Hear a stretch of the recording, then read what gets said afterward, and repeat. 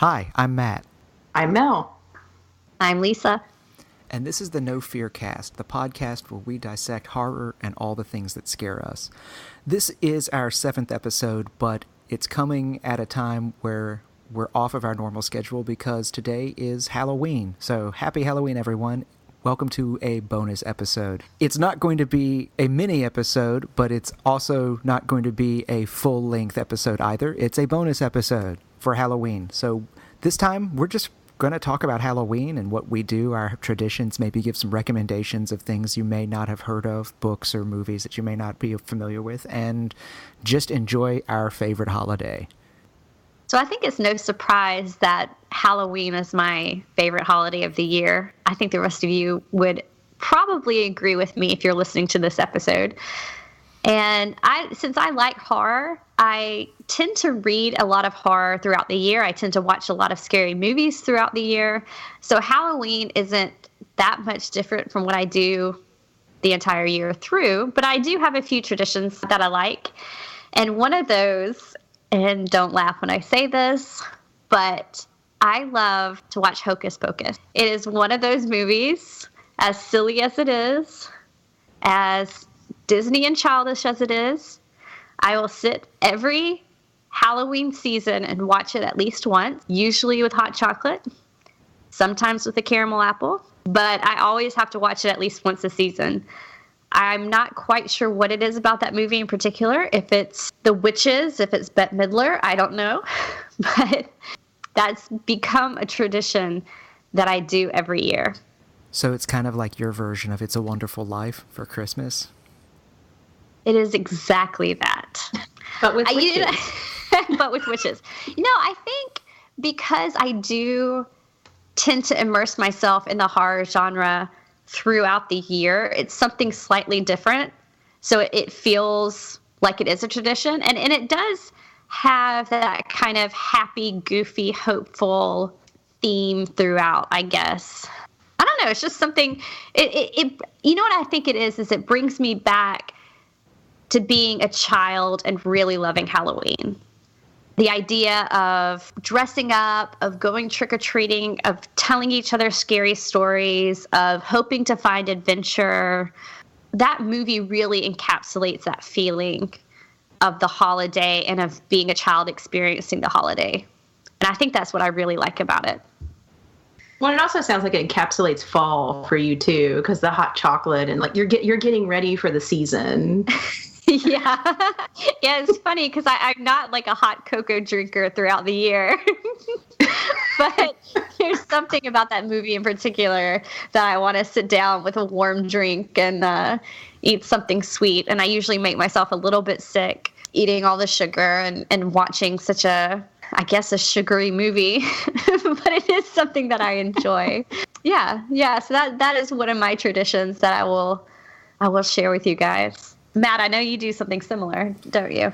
I do. I actually have two things that I like. I mean, I love just the month of October because you've got horror movies playing on TV, and that's when all the horror movies tend to come out and whatnot. But the two things that always make me think of Halloween are the Rocky Horror Picture Show, which I can't really watch it by myself. I mean, I can watch it by myself, but it's just so much fun to do it with a crowd. But I haven't gone to a viewing in a long time. But Rocky Horror Picture Show is one.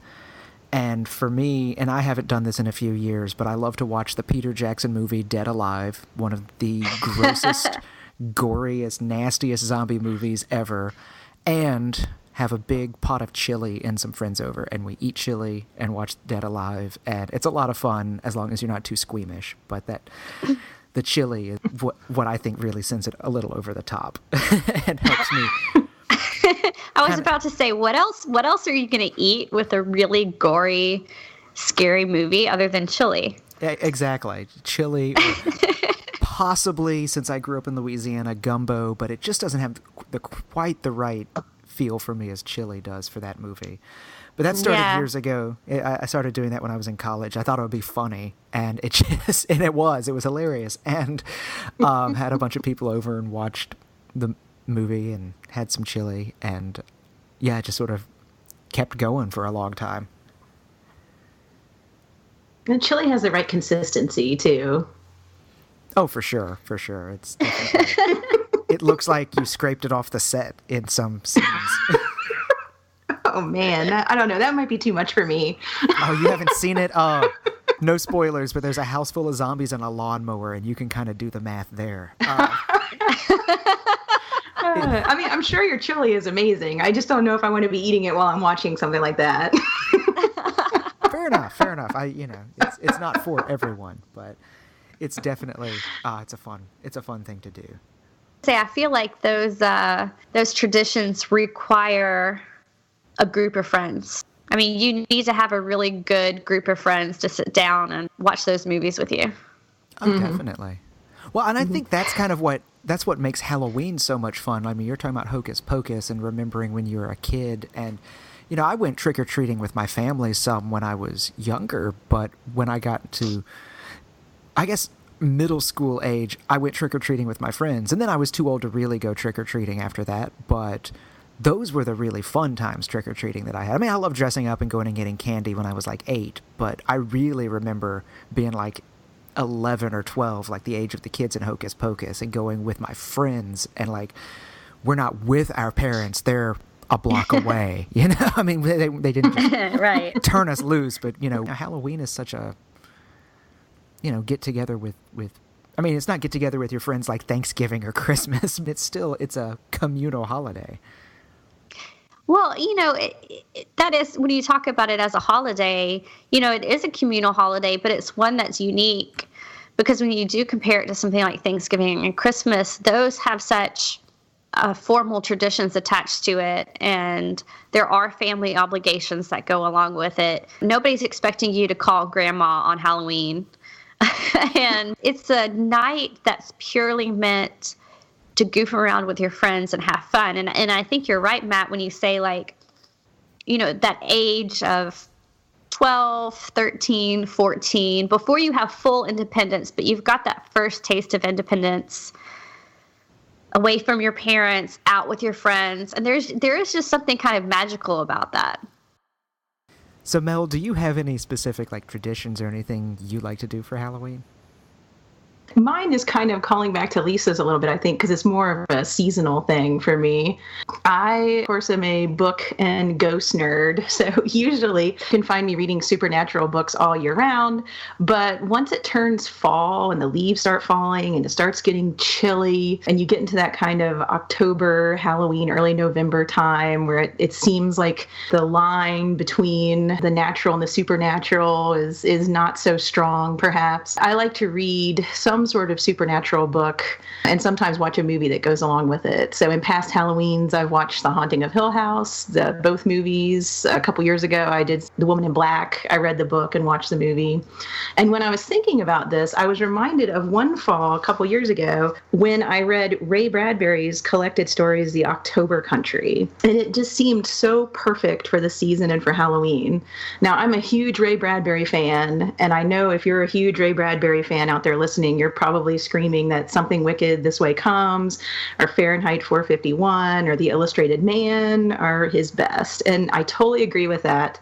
But The October Country is this really interesting gem because it has all his stories from early in his career when he was writing for weird fiction magazines. And so there are a couple stories in here that I just can't really get out of my head. For example, we return to creepy children over and over again in this podcast. And there's a wonderful creepy child story called The Small Assassin. There's also The Emissary, and a couple vampire stories in here. They're pretty good. One is comical and kind of Addams Family-like, and the other one is kind of disturbing and has that idea of children kind of poking their noses into places maybe they shouldn't be. So I just kind of like that, crisp weather, have my hot cocoa or coffee there with me, cover up, have my dog next to me, and kind of read something a little scary that reminds me of the season. And if you're a Ray Bradbury fan and you haven't checked out October Country, I say go grab it and read it while things are cooling down and we're in the proper season for it. Well, while you're throwing out book recommendations, Mel, there were a couple of books that I read recently that I was really hoping we'd get a chance to talk about when we were on our haunted house series of episodes, just because it fits really well with that. The only problem is they're haunted spaces, but they're not haunted houses in particular.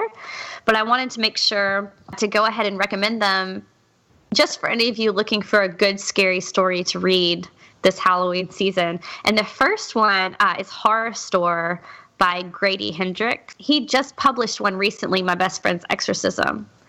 But this one it's scary and funny and clever. It's about a home decor store of Scandinavian design. Not going to say which one, IKEA, but it's something very similar.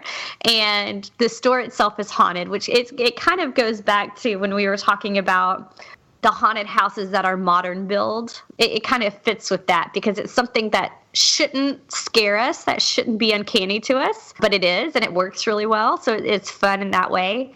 And then the other one is a book called The Mall by S.L. Gray. And S.L. Gray is actually a pseudonym for a team of writers, 2 different writers from South Africa.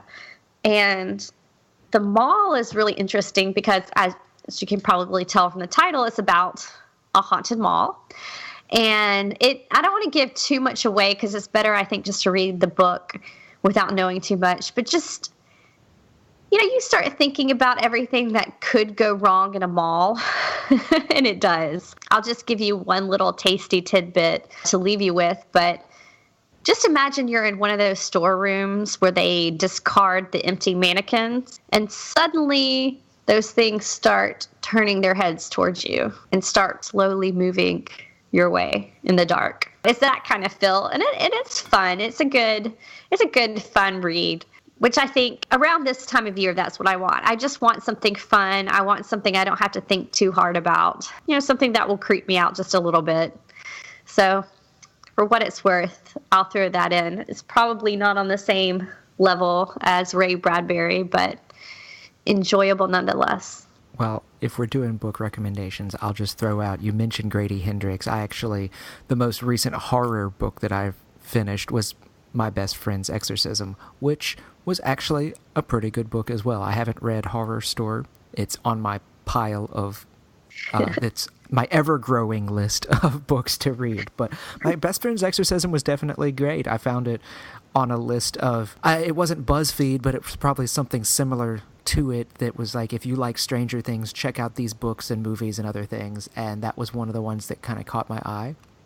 And so I got it on my Kindle and read it, and it's a lot of fun. I mean, it's not a heavy, dense read. It's pretty quick and mostly light, if you can call demonic possession light reading. But it's definitely worth the read if you're interested in Horrorstor and you do check out that one. Check out My Best Friend's Exorcism as well, or vice versa. The really fun thing about it is set during the 1980s, and so there's a lot of callbacks and throwback sort of references that are not done in a cheesy way. It's kind of the same with like the way Stranger Things uses the setting without abusing it, in the sense of constantly playing 80s music and drawing attention to the time period. So it's worth a check it out. One thing Hendrix does really well too, the book designs are fantastic. Horrorstor is done like a catalog for a furniture store. Matt, I'm sure you know that with My Best Friend's Exorcism. So, oh, definitely, it adds to the experience. Well, I guess that about wraps up our Halloween bonus episode. We're coming here in an off week, so we will see you in 1 week. And we're finished with haunted houses as a series, but just a reminder, we'll be moving on to our next major topic, which I'm super excited for, zombies. So we will see you next week.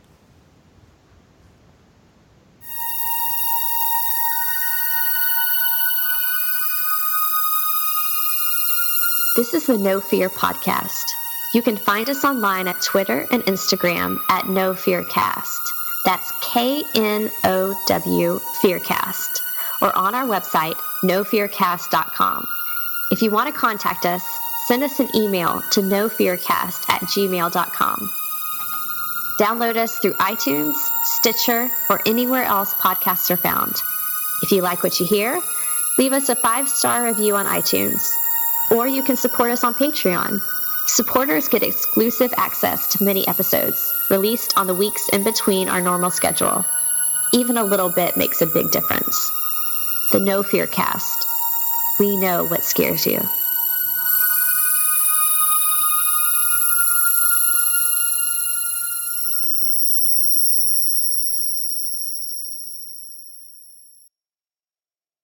This is a personal project and not related to any academic institution.